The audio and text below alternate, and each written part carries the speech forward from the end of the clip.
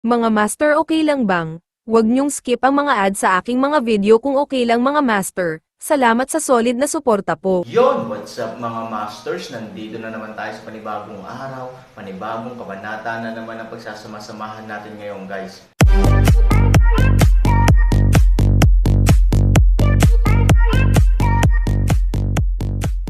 Bali mga masters, kung bago ka pa lang po sa aking YouTube channel, please click the subscribe button, lalong-lalo na po yung notification bell guys, para maging connected pa rin tayo sa isa't isa at maging updated kayo sa mga susunod ko pang video.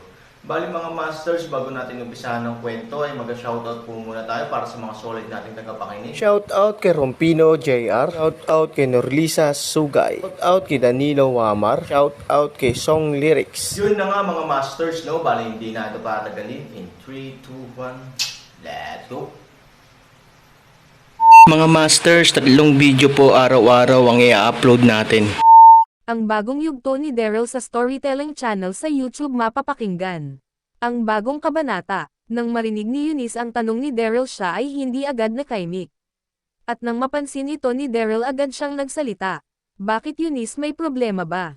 Tanong ni Daryl kay Eunice. Maya-maya nang marinig ni Eunice ang sinabi ni Daryl.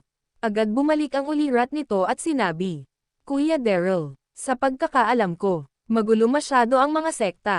Sabi ni Eunice. Nang marinig ni Daryl ang sinabi ni Eunice. Tuldok, siya ay lubos na nagulat. Paano? At bakit magulo ang mga sekta? Bago kami nawala sa mundo natin. Ang lahat ng sekta ay nagkakaisa. Lahat ay namumuhay ng mapayapa. Sabi ni Daryl. Nang marinig ito ni Eunice. Siya ay agad nagsalita. Tama ka nga kuya. Noon nasa mabuti pa ang lahat. Ngunit nung nawala kayo, ang ibang sekta ay gumawa ng hindi karapat-dapat na gawain. Ang Westrington ay lumabag sa kasunduan, na ang bawat sekta ay igagalang, at walang magiging labanan o digmaan. Ang Westrington ay naging mabangis ulit na imperyo. Ang ibang mga sekta ay kanilang sinira at sinakop. Ganon din ang North Mona. Nung kayo ay nawala, ilang labanan ang nangyari sa mga sekta at ito ay nauwi sa maraming nasawi na mga tao. Ang mundo natin ay biglang bumalik sa dati. Buti na lang ay nandito ka na ulit Kuya Daryl. Pag nalaman ng Westrington na ikaw ay nakabalik na, baka sila ay matakot at sumunod ulit sa kasunduan na inyong napag-usapan dati. Sabi ni Eunice nang nakangiti. At nang marinig ni Daryl lahat ng sinabi ni Eunice, bigla itong nagalit, at bamulong sa kanyang sarili. Ang imperyo ng Westrington at North Mona ay sinamantala ang pagkawalan namin nila Brother Dax, Brother Chester. Naging magulo pala. Nung kami ay nawala, Ambrose, ano na lang ang ginawa mo? Bakit hinayaan mo mangyari ang lahat ng ito? Pinagkatiwala ko sa iyo ang Elysium Gate Sect, dahil alam ko. Ikaw kayang-kaya mo pang hawakan ang iyong tungkulin. Para sa ating mundo, sabi ni Daryl sa kanyang sarili. Maya-maya si Daryl ay nagsalita. Eunice, kamusta naman ang aking pamilya? Sabi ni Daryl. Nang marinig ito ni Eunice, sinabi niya na. Okay naman lahat sila Kuya Daryl. Si Miss Yvette ay tumutulong kay Ambrose para pamunuan ang Elysium Gate Sect. At ang iba naman ay ganun din. Ang iyong pamilya Kuya Daryl ay namumuhay naman sila ng mapayapa. Walang sino man nang nagtangka na lusubin o kukunin ang Elysium Gate Sect. Dahil sa ngayon, nangunguna pa rin ang Elysium Gate Sect sa mga sekta. Sa pamumuno ni Ambrose kahit wala ka. Sabi ni Eunice, nang marinig ito ni Daryl. Medyo napangiti ito, at nawala konti ang kanyang pangamba. Ano na ang plano mo gawin Kuya Daryl? Mananatili ka na ba ulit sa ating daigdig at ayusin ang naging problema ng mga sekta? Lalo na ang relasyon ng bawat isa sa Westrington. Sabi ni Eunice, tuldok. Nang marinig ito ni Daryl siya ay sumagot sa mahinang boses. Eunice, may kailangan din ako gawin sa lugar ng mga elf. At kailangan ko pa mailigtas sila Brother Dax Chester at ang aking asawa na si Debra. Masyado na silang matagal sa kamay ng mga lahing demonyo. Masyado na silang nagdarusa sa lugar na iyon. Siguro oras na para sila ay aking mailigtas. Hindi alam ni Daryl sa mga oras na ito sila Dax at Chester ay nasa pangangalaga na ng lahing barbarian. At sa mga oras na ito sila Chester at Dax ay nasa mabuting kalagayan na. At sa mga oras na ito ang dalawa ay nagsasaya na. Dahil sa binigay nila Dax at Chester na isang bagay na nakatulong sa pinuno ng mga barbarian upang maging iba ang pigiran nito at mas lumakas pa. Nagpaanda ng isang masayang pagdiriwang si Pinunong Bench para sa lahat ng barbarian lalo na kila Dax at Chester. Maya-maya nagsalita ulit si Daryl. At hindi pwede magtagal sa ating mundo si Miss Lin. Malaki din ang kanyang tungkulin sa kanilang lahing elf. At si Master Ken ang ama ni Miss Lin ay sigurado nag-aalala na ito sa kanyang anak. At sa lugar ng mga elf ay may nais pa akong makwa. Ang Eidolon na iyon ay malaki ang maitutulong sa akin sa hinaharap. Ngunit bakit nga hindi na ulit sa akin nagparamdam ang Eidolon na iyon? Nung ako ay bago pa lang sa lugar ng mga elf, madalas itong nagpaparamdam sa akin. Ngunit habang tumatagal, hindi ko na naramdaman ang presensya ng Eidolon na iyon. Ano na pala ang nangyari sa kanya? Sabi ni Daryl sa seryosong tono. Nang marinig ito ni Eunice ito ay naging curious. At sinabi, Kuya Daryl, ano-ano ang bagay na iyon na nais mong makuha sa lugar nila Miss Lin? At sa aking pagkakaunawa, ang bagay na iyon ay makakatulong sa iyo ng malaki. Sabi ni Eunice na may kuryosidad. Nang marinig ito ni Daryl siya ay ngumiti at sinabi, madali ka nang makaunawa tungkol sa mga cultivator na tulad ko. Ikaw ba Eunice sa mga nagdaan na taon?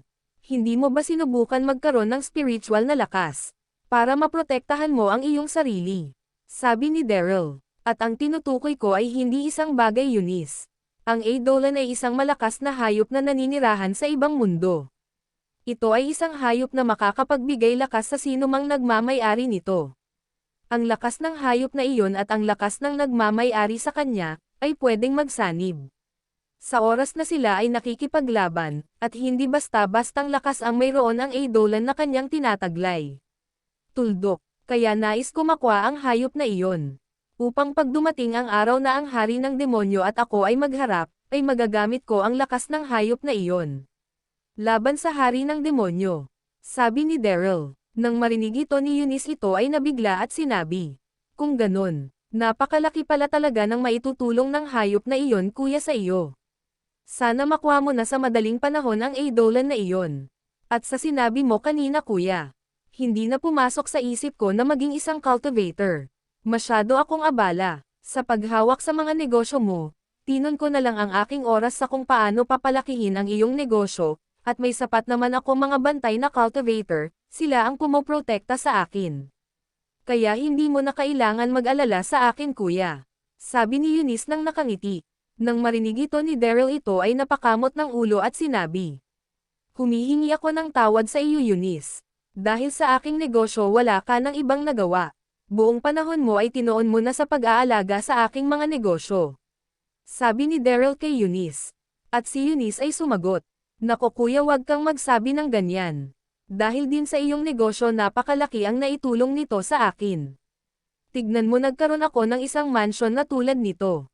Dahil sa iyo. Kaya wala kang ginawa na hindi maganda sa aking buhay. Mas pinaganda mo nga kuya ang aking pamumuhay ngayon, kaya lubos ako nagpapasalamat sa iyo. Ang hiling ko lang sa ngayon, ay mailigtas mo na ang iyong mga kapatid at asawa sa kamay ng haring demonyo. At makuha mo na agad ang Eidolon na iyong sinasabi. Sabi ni Eunice, nang marinig ito ni Daryl ito ay napakamot ng ulo at sinabi, sana nga sa aking pagbalik sa lugar ng mga elf ay makita ko ulit ang Eidolon na iyon at sana makuha ko agad-agad iyon. Ngunit hindi ganon kadali makuha o mahuli ang Eidolon na iyon. Masyado itong mailap sa sinumang nilalang na nagtatangka na mahuli ito. Dahil may tinataglay din itong kasanayan na kaya niya mawala ng isang parang bula sa segundo lang. Sabi ni Daryl sa mahinang tono.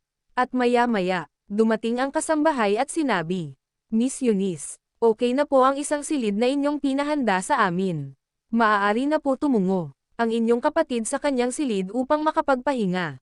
Sabi ng kasambahay. At nang marinig ito nila Daryl at Eunice, si Eunice ay nagsalita. Mabuti kung ganon. Sige na maaari ka nang umalis. Tuldok. At maya-maya umalis na ang kasambahay. At si Eunice ay nagsabi. Kung gusto mo Kuya Daryl, mamaya sasamahan kita patungo sa Elysium Gate. Nang marinig ito ni Daryl, ito ay ngumiti at sinabi. Hindi na Eunice, masyado na kitang naabala. Ang dapat mong gawin, mas palakihin pa ang aking negosyo. Para sa mga magdadaan na mga taon, ang ating negosyo ay makilala pa at makatulong tayo sa mga nangangailangan. Halika na hatid mo na lang ako sa aking silid. Nais ko muna magbabad sa malamig na tubig. Medyo sumakit ang aking ulo. Sa mga binalita mo sa akin. Lalo na sa Emperor ng Westrington. Sabi ni Daryl. Nang marinig nito ni Eunice.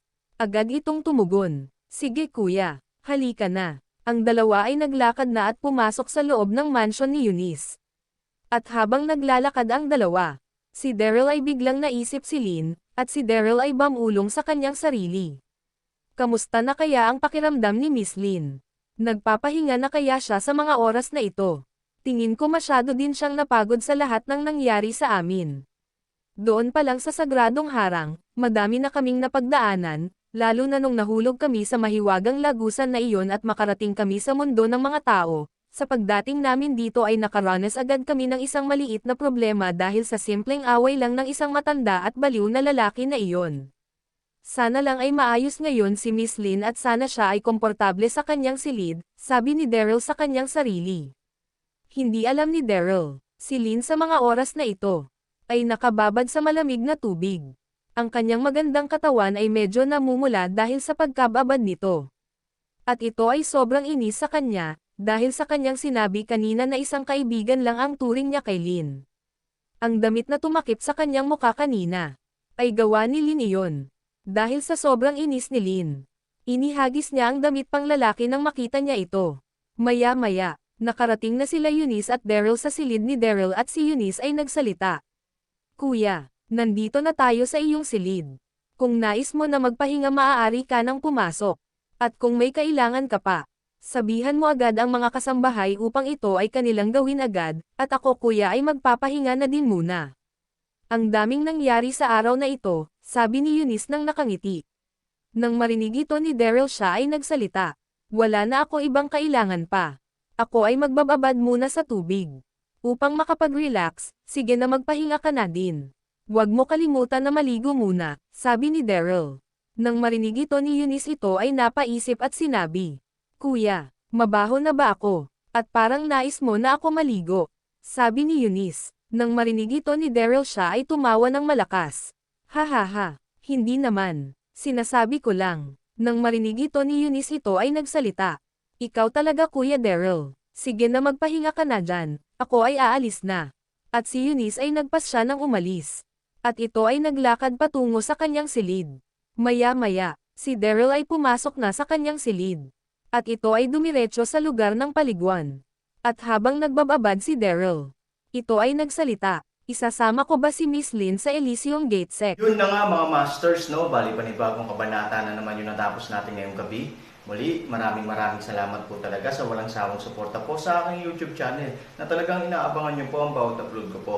Bali mga masters, magkita-kita ulit po tayo bukas ng gabi at ngayon po ay magpapaalam po muna tayo.